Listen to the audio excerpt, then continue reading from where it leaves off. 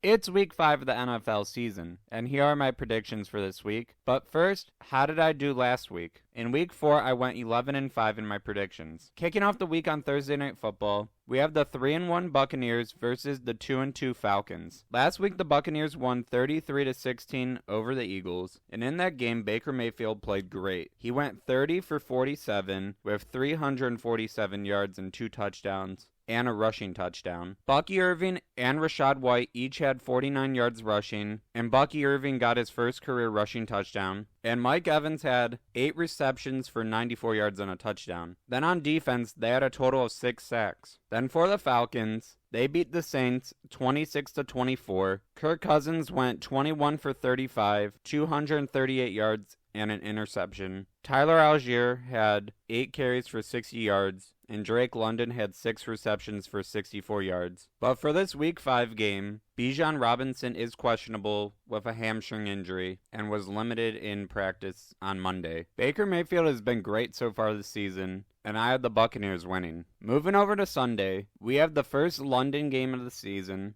with the 2-2 Jets and the 4-0 Vikings. The Jets are coming off a loss 10-9 versus the Broncos, and this game was very ugly. Aaron Rodgers went 24 for 42 with 225 yards. As a team, they had 64 yards rushing, and their leading receiver was Mike Williams with 4 receptions for 67 yards. But both defenses in this game played very well, and the Jets only gave up a total of 186 yards. But they couldn't get anything done on offense. Then for the Vikings, that's the complete opposite story. They beat the Packers 31-29. In the second quarter of this game, they were up 28-0. Then the Packers would go on to score 3 unanswered touchdowns. Sam Darnold went 20 for 28, 275 yards, 3 touchdowns, and an interception. And now on the season, he leads the NFL in passing touchdowns with 11. Then Aaron Jones had 93 yards rushing, and Justin Jefferson had 6 receptions for 85 yards and a touchdown. Then on defense, Pat Jones II got his 5th sack, and they had 3 interceptions as well. The Vikings have been so good this season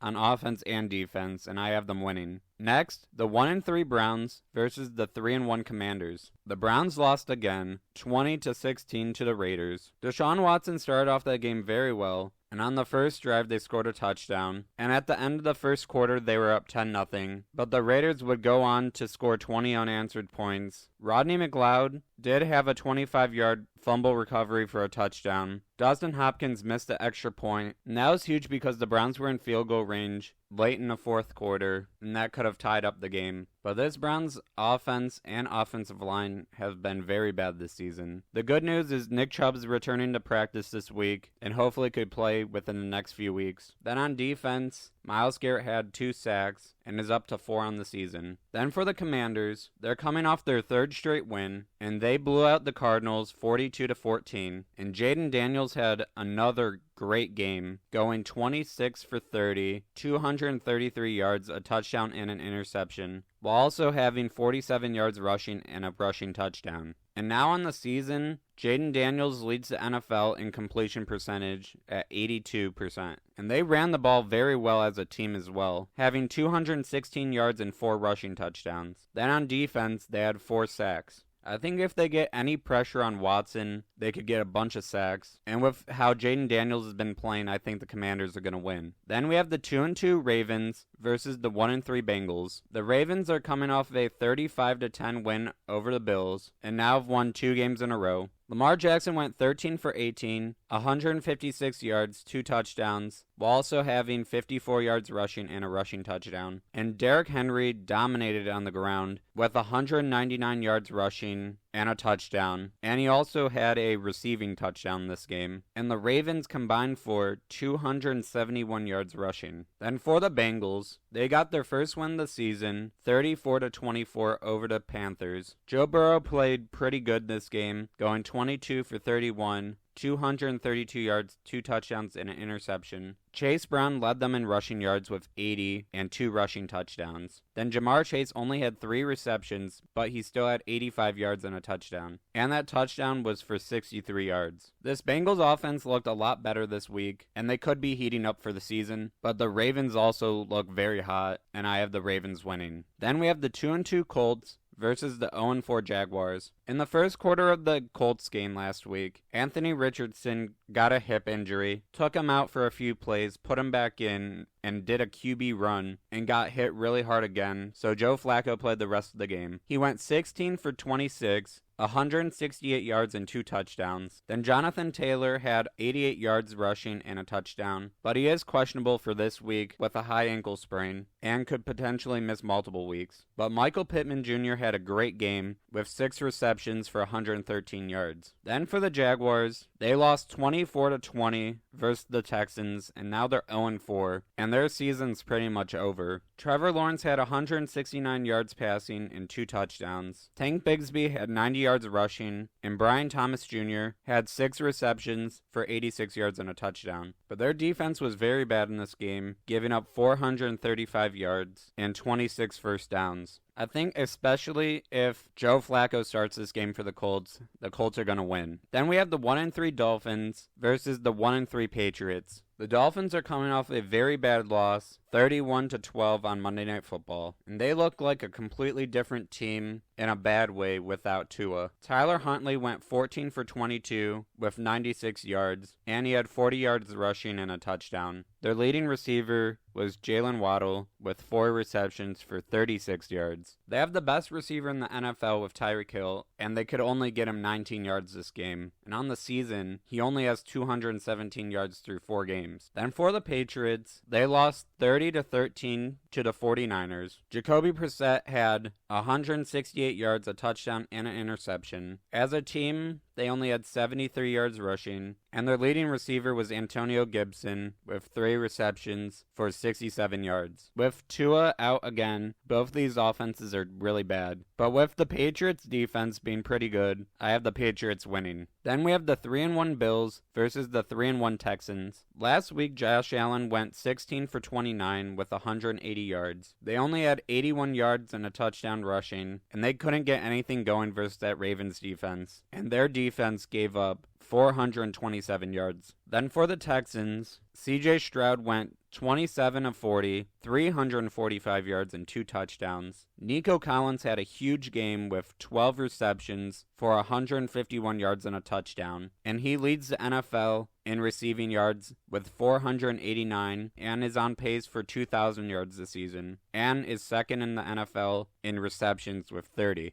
I think this is going to be a very close game, and it could be pretty high scoring, but the Texans are at home, and I think they're going to win. Then we have the 1-3 Panthers versus the 2-2 Bears. Last week, Andy Dalton had 220 yards passing, 2 touchdowns, and interception. Chuba Hubbard had 104 yards rushing and a touchdown, and that's now 2 games in a row with over 100 yards. And Deontay Johnson had a pretty good game with 7 receptions for 83 yards and a touchdown. Then for the Bears, they beat the Rams 24-18, and in that game, Caleb Williams went 17 for 23, 157 yards and a touchdown. And DeAndre Swift had a huge game with 93 yards rushing and a touchdown, and 7 receptions for 72 yards. I think this Bears offense has a lot of potential, and this could be the week that Caleb Williams breaks out. But this Panthers team is a lot better with Andy Dalton at quarterback, and I think this could be also a pretty close game. But I have the Bears winning. Then the 2-2 Raiders versus the 2-2 Broncos. This is a really big divisional game, and whoever wins this would move up to second in the division. The Raiders didn't have a great game last week, but they still won. Gardner Minshew had 130 yards. Alexander Madison had 5 carries for 60 yards, and Jacoby Myers had 5 receptions for 49 yards. They only had 268 yards as a team and 2 touchdowns, but their defense played very well, having 3 sacks and an interception, while also holding the Browns to 241 yards. Then the Broncos somehow beat the Jets 10-9, and they only had 186 yards in the entire game. Bo Nix went 12 for 25 with 60 yards and a touchdown. Javonte Williams had 77 yards rushing, and Cortland Sutton had 3 receptions for 60 yards and a touchdown. And in this game, they only had 3 receivers with positive yards, and 2 of them had 3 yards each. Then they had 2 receivers with negative yards. But their defense has been great. They had 5 sacks this week, and they didn't give up any touchdowns. This could be a pretty low-scoring game, and with how good the Broncos' defense has been, I think they're going to win. Next, the 1-3 Cardinals versus the 2-2 49ers. I was shocked that they lost by 28 last week to the Commanders. They were held to 296 yards and 17 first downs. They were able to run pretty good, having 181 yards and a touchdown. And Marvin Harrison Jr. had 5 receptions for 45 yards and a touchdown. Then for the 49ers, Brock Purdy went 15 for 27, 288 yards, a touchdown, and an interception. And Brock Purdy is now second in the NFL in passing yards with 1,130. Then Jordan Mason had another huge game with 123 yards rushing and a touchdown, and is first in carries with 91 and second in rushing yards with 447, and is currently on pace for 1,900 yards. Then on defense, they had 6 sacks, and Fred Warner had a 45-yard pick 6, but he's also questionable for this game with a high ankle sprain. I think the 49ers are a much better team. I think the Cardinals are going to play better than last week, but I still have the 49ers winning. Then we have the 2-2 Packers versus the 1-3 Rams. The Packers came out last game looking horrible,